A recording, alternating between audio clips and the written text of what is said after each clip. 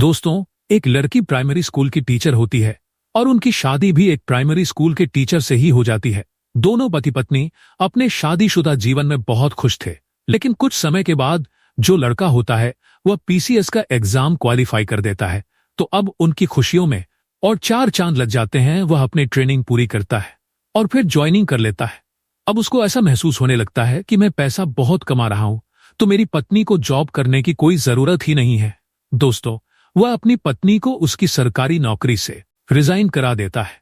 अब नौकरी छूटने के बाद वह लड़की घर में ही रहने लगती है। तो तभी उन दोनों के बीच में एक तीसरे इंसान की एंट्री होती है, जिससे उनकी अच्छी खासी शादीशुदा जिंदगी में भूचाल आ जाता है। दोस्तों, लड़के का धन, दौलत, बंगला, गाड़ी सभी कुछ बर्बाद होकर रह जाता है। दोस्तों, बहुत ही शानदार कहानी है। आइए जानते हैं पूरी कहानी की सच्चाई इस वीडियो में। लेकिन वीडियो में आगे बढ़ने से पहले आप सभी से विनम्रता से निवेदन करता हूं कि आप वीडियो को एक लाइक कर दीजिए और हमारे यूट्यूब चैनल को भी सब्सक्राइब कर लीजिए। दोस्तों, ये कहानी है उत्तर प्रदेश के कानपुर जिले की एक लड़की जिसका नाम मधु होता है। घर में उसके माँ बाप के अलावा एक छोटा भाई भी था। मधु के पिता भी एक प्राइमरी स्कूल के सरकारी टीचर थे और वह अपनी बेटी को भी बहुत अच्छे से पढ़ाते लिखवा है। वह बीए करती है, फिर बाद में बीएड करती है और इसके बाद मधु का भी सिलेक्शन एक प्राइमरी स्कूल में सरकारी अध्यापिका की पोस्ट पर हो जाता है। जब उसकी सरकारी नौकरी लग जाती है तो उसके पिताजी उसकी शादी के लिए एक अच्छा सा लड़का ढूंढते हैं। तो दोस्तों, कानपुर जिले में ही एक लड़का जिसका नाम मोहन होता है। मोहन भी एक सरकारी टीचर होता है। दोनों के परिवार वालों को रिश्ता बहुत ज्यादा पसंद आ जाता है और धूमधाम से इनकी शादी भी हो जाती है। मधु के पिता शादी में काफी दान दहेज भी देते हैं ताकि उनकी बेटी अपने ससुराल में अच्छे से रहे और दोनों पति पत्नी अपने शादीशुदा जीवन में बहुत खुश रहते हैं। लेकिन कुछ समय के बाद मोहन, जो कि एक पीसीएस एग्जाम की तैयारी कर रहा था, तो वह लोअर पीसीएस एग्जाम को क्वालिफाई कर देता है और पीसीएस अधिकारी बन जाता है। अधिकारी बनने के बाद घर में खुशियों का माहौल था। संभालो, मैं नौकरी से घर आया करूंगा तो तुम मुझे घर पर मिला करोगी, मेरी खूब सेवा किया करोगी। तो मधु कहती है, इसमें कौन सी बड़ी बात है, मैं नौकरी करते हुए भी तो ये सब कुछ अच्छे से मैनेज कर रही हूं, तो इसमें नौकरी छोड़ने की क्या जरूरत है। और वैसे भी मैं नौकरी पैसों के लिए नहीं कर रही हूं, मैंने खूब पढ़ लिख कर मेहनत कर इसे हासिल किया है, मैं हरगिज अपनी नौकरी नहीं छोड़ूंगी। लेकिन मोहन कहता है, नहीं, तुम्हें यह नौकरी छोड़नी ही पड़ेगी। मधु मना करती है, जिस कारण दोनों के बीच वाद विवाद शुरू हो जाता है। कई दिनों तक दोनों आपस में बातचीत नहीं करते, नाराजगी रहती है और आए दिन नौकरी को लेकर घर में लड़ाई झगड़ा लगा रहता है। अब मोहन के यार दोस्त, घर परिवार वाले कई लोग उसे समझाते हैं कि यह बात गलत है, लेकिन वह किसी की बात नहीं मानता है और आखिरकार मधु को ही अपना रिश्ता बचाने के लिए झुकना पड़ता है और वह अपनी सरकारी नौकरी से इस्तीफा दे देती है और फिर घर में ही रहने लगती है। अब दोस्तों, शादी को ऐसे ही 3 साल बीत जाते हैं। दोनों पति पत्नी खूब खुशहाल रह रहे थे। इस बीच उन्हें एक बेटी भी नसीब होती है। मधु का भी अपनी बेटी के साथ अच्छे से टाइम गुजर जाया करता था और मोहन भी अपनी नौकरी को अच्छे से कर रहा था। अब दोस्तों, यह लखनऊ में एक नया घर खरीदते हैं और कानपुर छोड़कर लखनऊ में ही रहने लगते हैं। अब जब ये लखनऊ शिफ्ट हो जाते हैं तो आए दिन ये बाहर घूमने के लिए जाने लगते हैं। कभी मॉल में जाते हैं, कभी रेस्टोरेंट में जाते हैं, तो कभी पार्क घूमने के लिए चले जाते थे। इसी बीच एक मॉल में मोहन को एक लड़की जिसका नाम मीनाक्षी होता है, उससे मुलाकात होती है, जो उस मॉल की मैनेजर होती है। दोस्तों, उसके साथ मोहन की दोस्ती हो जाती है। आए दिन वह मोहन को कॉल करके मॉल में बुला लेती थी कि सर, नया कलेक्शन आया हुआ है, आप जब भी ड्यूटी से घर आएंगे तो एक बार हमारे मॉल में विजिट जरूर करना। कुछ इस तरह से इनके बीच नजदीकियां काफी हद तक बढ़ जाती है और इनकी यह दोस्ती धीरे धीरे कब प्यार में बदल जाती है किसी को पता भी नहीं चलता। लेकिन जब पता चलता है तो तब तक बहुत देर हो चुकी होती है। जब मोहन और मीनाक्षी के अफेयर के बारे में मधु को यह बात पता चलती है तो उसके पैरों तले जमीन खिसक जाती है। वो उससे मीनाक्षी के बारे में सवाल जवाब करने लगती है। शुरुआत में तो मोहन टालमटोल करता है, लेकिन फिर बोल देता है कि हाँ, मैं उससे प्यार करता हूं, जो सच है तो सच है, अब तुम बताओ क्या करोगी। अब दोस्तों, जिस मधु ने अपने पति से रिश्ता निभाने के लिए उस पर भरोसा कर हुए अपनी सरकारी नौकरी तक को छोड़ दिया था और अपने फ्यूचर को दांव पर लगाया था, वह अपने पति का यह रूप और रवैया देखकर बहुत ज्यादा परेशान हो जाती है। दोस्तों, वो उसको बहुत समझाने की कोशिश करती है, लेकिन उसे वो जितना समझाती वो उतना ही घर में क्लेश खड़ा कर देता है, जिस वजह से इन दोनों के बीच फिर से आए दिन लड़ाई झगड़ा होने लगता है। अब मधु के विरोध करने पर मोहन उसे 1-2 बार मारपीट भी देता है। मधु बहुत ज्यादा मजबूर होकर रह जाती है। अब वो जाए तो जाए कहां। कई लोगों से उसने मोहन की शिकायत भी की, लेकिन मोहन पर कोई फर्क नहीं पड़ता है। घर वालों ने, रिश्तेदारों ने भी मोहन को बहुत समझाया कि ऐसा नहीं करते हैं। तुम्हारे कहने पर इसने अपनी सरकारी नौकरी तक को छोड़ दिया और आज तुम इसे धोखा देकर किसी और का हाथ थामे बैठे हो, इसके साथ इतना बुरा बर्ताव कर रहे हो। लेकिन दोस्तों, मोहन किसी की बात नहीं मानता है, क्योंकि उसके सिर पर तो इश्क का भूत सवार होता है। उसके दिल दिमाग में चढ़ चुका था, जिस वजह से वह मधु को कुछ नहीं समझता है और आए दिन उसके साथ मारपीट कर देता था। दोस्तों, एक दिन लड़ाई झगड़ा इस हद तक बढ़ जाता है कि मोहन मधु को बहुत ज्यादा पेर देता है, जिस कारण रोज रोज के लड़ाई झगड़ों से परेशान होकर मधु लखनऊ से अपने मायके कानपुर में पहुंच जाती है और सारी बात अपने मम्मी पापा से बताती है। हालांकि इन सबको पहले से ही कहानी का सब कुछ पता होता है। मधु कहती है कि ऐसे ऐसे वो मेरे साथ कर रहे हैं। दोस्तों, अब मधु के मम्मी पापा क्या करते, उन्होंने एक वकील के जरिए घरेलू हिंसा और दहेज उत्पीड़न का केस दर्ज कराया। मामूली सा केस दर्ज हुआ।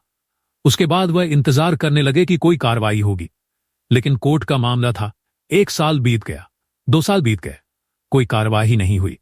मोहन अपनी जिंदगी में मस्त था और इधर जो मधु होती है वह घर पर परेशान रहती। मधु अपनी बेटी के साथ इंतजार में बैठी रहती कि किसी दिन तो वो जरूर आएंगे और मुझे अपने साथ लेकर चले जाएंगे। लेकिन दोस्तों, मोहन कभी आया ही नहीं। अपनी बेटी की भी कोई खैर खबर नहीं। मधु घर पर बैठे बैठे परेशान हो जाती है। सरकारी नौकरी तो पहले ही छोड़ चुकी थी, तो सोचती है चलो किसी प्राइवेट स्कूल में ही पढ़ा लेती हूँ। पास के गांव में एक अच्छा प्राइवेट स्कूल होता है, उसमें वह पढ़ाने लगती है। महीने के 30,000 मिल जाया करते थे, जिससे अपनी बेटी का पालन पोषण स्वयं से करने लगती है। इधर मोहन अपनी ड्यूटी कर रहा था और मीनाक्षी के इश्क में मदहोश था। अब दोस्तों, धीरे धीरे ऐसे ही 3 साल और बीत जाते हैं और दिसंबर का महीना था। मोहन अपने किसी दोस्त की शादी में बारात में गया हुआ था। शादी को अटेंड करके उसे वापस घर लखनऊ आना था, लेकिन दोस्तों, सर्दियों के दिन थे। मौसम इतना खराब हो जाता है कि बिल्कुल कोहरा छा जाता है चारों तरफ। जरा दूर कुछ देखना भी मुश्किल हो रहा था। जब वह खाना वगैरह खा लेता है तो उसने अपने ड्राइवर से कहा, चलो अब हमको लौटना है। लेकिन ड्राइवर कहता है, साहब इतना कोहरा छाया हुआ है कि 10 कदम दूर देखने में भी मुश्किल हो रही है, तो गाड़ी चलाना बहुत मुश्किल है। हमारा यहां से अभी निकलना बहुत मुश्किल हो जाएगा। तो मोहन कहता है, अब क्या करे? तो ड्राइवर कहता है, साहब क्या बताऊं, जब यहां इतना कोहरा है तो सोचो सड़क पर क्या होगा। फिलहाल मोहन वहां पर फंस कर रह जाता है। फिर कहता है कि कोई बात नहीं, अब हम सुबह चलेंगे। अब जब यह बात लड़की के घर वालों को पता चलती है कि दूल्हे का दोस्त एक पीसीएस अधिकारी है और वह इतने बड़े अधिकारी है, तो वह लोग उसे बहुत ही इज्जत, मान और सम्मान देते हैं और उसके लिए एक अच्छा सा बिस्तर लगाते हैं। कहते हैं कि साहब आप यहां पर आराम से सो जाइए, कोई दिक्कत वाली बात नहीं है। लेकिन वह कहता है कि मैं जब रुक ही गया हूं तो मैं अब सोऊंगा नहीं, मैं पूरी रात बैठकर ही रात गुजारूंगा और अपने दोस्त की शादी को देखूंगा। फिर उसके बाद वहां उसे बिठाया जाता है जहां पर शादी हो रही थी। मंडप में हीटर वगैरह लगा के बाकायदा उसको एक सोफे पर बिठा दिया जाता है। दोस्तों, वहां पर बैठकर वह शादी की रस्में देखने लगता है। अब शादी की रस्में जैसे जैसे चलती है तो मोहन बड़े ही गौर से देख रहा था और उसे अपनी और मधु की शादी की याद आने लगती है। दोस्तों, उसकी आंखों में धीरे धीरे आंसू आने लगते हैं, लेकिन सबसे छुप छुपाकर वो आंसुओं को पोंछ लिया करता है। अब दोस्तों, शादी में जब फेरे हुए दुल्हन की मांग में दुल्हे ने सिंदूर भरा और विवाह संपन्न हुआ, तो उसके बाद पंडित जी दुल्हन को बिठाकर उन दोनों को कस्में दिलाने लगे कि किसी भी परिस्थिति में आप एक दूसरे का साथ नहीं छोड़ोगे, सुख दुख में एक दूसरे का मरते दम तक साथ निभाएंगे, ता उम्र एक दूसरे से प्यार करोगे, यह जन्मों जन्मों का रिश्ता है, इसे पूरी ईमानदारी से निभाओगे। दोस्तों, मोहन का दोस्त कहता है, पंडित जी मैं ऐसा ही करूंगा। दोस्तों, जब मोहन यह सब देखता है तो उसे मधु की इतनी ज्यादा आद आने लगती है कि फिर उसे बहुत ज्यादा अपने ऊपर शर्मिंदगी महसूस होने लगती है। यह सोचकर कि जो उसने मधु के साथ किया था वह कितना गलत था। वह अपने आप को रोक नहीं पाता है और वहीं फूट फूट कर रोने लगता है। जब वो रोने लगता है तो सारे लोग घबरा जाते हैं कि साहब को क्या हो गया। कहते हैं कि साहब क्या हुआ? तो वो कहता है नहीं, कुछ नहीं हुआ है, ऐसे ही मैं शादी को देखकर इमोशनल हो गया। तो तभी कुछ लोग कहते हैं जो उन्हें अच्छे से जानते थे कि इनकी पत्नी इनके साथ नहीं रहती है, शायद इसीलिए यह इमोशनल हो गए। लेकिन दोस्तों, मोहन को दिल की गहराइयों से इतना असर हो गया था कि वहां से वह सोचने लगता है मधु के बारे में कि मेरी पत्नी कैसी होगी, मेरी एक बच्ची भी है जो अब 6 साल की हो गई होगी, वह कैसी होगी। दोस्तों, मोहन सुबह ड्राइवर के साथ अपनी ड्यूटी पर जाता है, दिन भर ऑफिस में रहता है और अगले दिन वह ससुराल जाने का फैसला कर लेता है। ड्राइवर से कहता है मैं कहीं जा रहा हूं, तुम्हें जाने की जरूरत नहीं है। मोहन खुद ही गाड़ी चलाकर कानपुर के लिए अपने ससुराल की तरफ चल देता है। दोस्तों, मोहन जो गाड़ी चलाते हुए अपने ससुराल गांव के पास पहुंच जाता है। शाम का समय हो रहा था। मधु भी अपने स्कूल से पढ़ाकर अपनी 6 साल की बेटी की उंगली पकड़कर स्कूल से घर रास्ते में पैदल ही आ रही थी, क्योंकि उनका स्कूल घर से सिर्फ 2 किलोमीटर की दूरी पर था। उसका घर और स्कूल के बीच की दूरी सिर्फ 2 किलोमीटर होती है। तो अपनी बेटी के साथ पैदल ही आ रही थी और उधर मोहन भी कार से आ रहा था। जब उसको देखता है तो मधु को दूर से ही पहचान लेता है और गाड़ी रास्ते में रोककर एक साइड से लगा देता है। दरवाजा खोलकर बाहर आता है। मधु जब उसके पास आती है तो उसको देखकर रुक जाती है। जो उसकी बेटी होती है वह भी उसको पहचान जाती है, क्योंकि फोटो वगैरह में मधु ने दिखा रखा था कि बेटी तुम्हारे पापा है। दोस्तों, उसको देखते ही कहती है मम्मी पापा आ गए। जैसे ही मोहन ये बात सुनता है वह फूट फूट कर रोने लगता है। मधु घबरा जाती है कि क्या हुआ। वह उसके और करीब आ जाती है और कहती है कि आपको क्या हुआ। फिर वह और भी ज्यादा रोने लगता है। जैसे ही मधु उसके कंधे पर हाथ रखती है, कुछ देर के बाद वह थोड़ा सा शांत हो जाता है। मधु पूछती है कि क्या हुआ, तो मोहन कहता है कि मुझे माफ कर दो, मैंने तुम्हारे साथ बहुत नाइंसाफी की, तुम्हारे साथ बहुत गलत किया। मैं तुम्हारे बिना नहीं जी सकता हूं, मैं बहुत बड़ा गुनाह नहीं जी सकता हूं, मैं बहुत बड़ा गुनाहगार हूं, तुम्हारा मुझे माफ कर दो।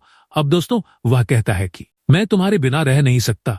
तो मधु को कुछ समझ में नहीं आता। वह कहती है क्यों नहीं रह सकते हो, आपके पास क्या कमी है, सब कुछ तो है आपके पास। तो वह कहता है कि नहीं, मुझे माफ कर दो। दोस्तों, उसका हाथ पकड़ लेता है। अब 2-4 लोग वहां पर इकट्ठा होने लगते हैं। तो मधु कहती है ठीक है, ठीक है, आप चलो मेरे साथ घर पे चलो। दोस्तों, फिर वो दोनों घर पर आ जाते हैं। वहां ससुराल में जब मधु के माता पिता देखते हैं तो वह भी हैरान रह जाते हैं कि आज यह दामाद जी यहां पर कैसे आ गए। 4 साल बीत गए हैं, इससे पहले तो कभी नहीं आए। फिलहाल उसे बैठा दो।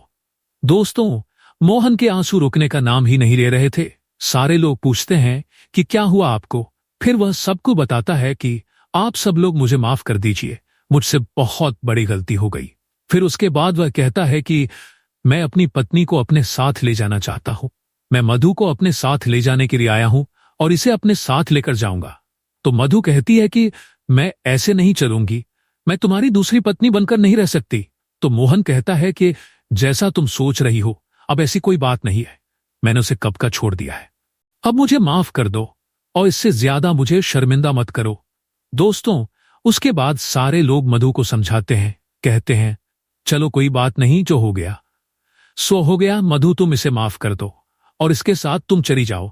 दोस्तों, इसके बाद मधु और उनकी बेटी और मोहन यह तीनों घर आते हैं अपने लखनऊ और एक नई जिंदगी की शुरुआत करते हैं। दोस्तों, अब ये दोनों पति पत्नी फिर से अपनी एक शानदार लाइफ को एंजॉय कर रहे हैं। तो दोस्तों, यह रही आज की कहानी। आप लोगों को कैसी लगी? क्या मधु को दोबारा से अपने पति को अपनाना चाहिए था? क्या उसका यह फैसला सही था कि अपनी बेटी के साथ ही सारी जिंदगी को गुजार देना था? अपनी राय कमेंट करके अवश्य बताएं और अगर कहानी आपको जरा भी पसंद आई हो तो हमारे चैनल को भी सब्सक्राइब कर लीजिए।